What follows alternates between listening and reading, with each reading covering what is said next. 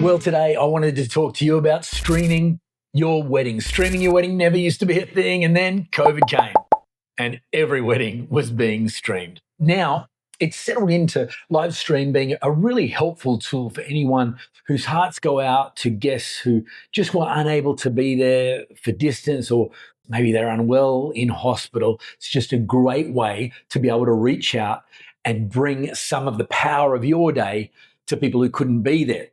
Really good solution. The first one is to pay professional live streaming services to look after it all for you. Obviously, that's an incredible solution, but some of my clients are wanting more of a DIY solution.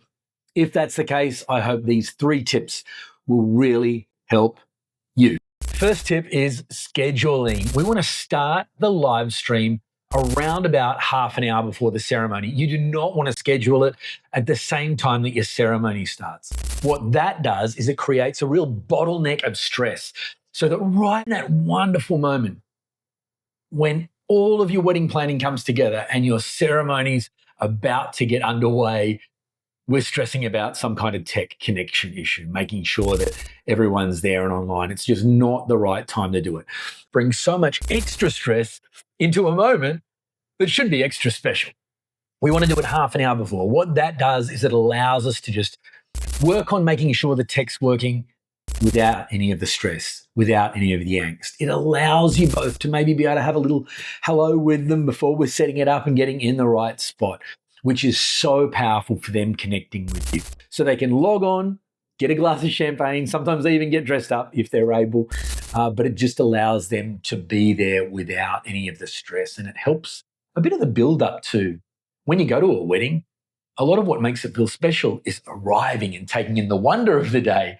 And if you're live streaming and you log on and there's a bit of angst and then all of a sudden it's starting, it really feels quite abrupt. Half an hour before will fix so much of that. The next one is stability. It's such a small thing, but it's so easily overlooked. Sometimes people say, yeah, Brad's going to look after the live streaming. And Brad comes up and he's holding the phone or the laptop or the iPad there. And it's just a little bit of thought into some kind of tripod setup makes the world of difference. And if we're starting half an hour before, you can consult with a photographer, videographer, content creator, or the celebrant, and just make sure that we're all going to be able to work together and that the live stream's happening in a place that won't interfere with what other creatives are doing, but also that they might be able to offer some advice on what's going to work best. And then sound. Sound is such a huge part of someone's ability to feel like they're joining you in the moment. The visuals can be awesome, but if the sound is bad, they'll be squinting at the screen and leaning in.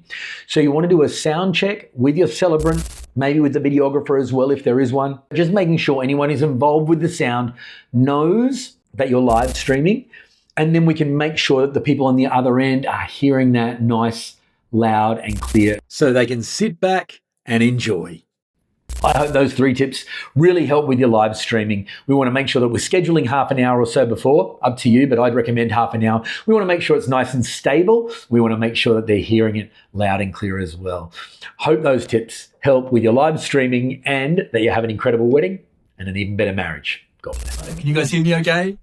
Amazing. Enjoy the wedding.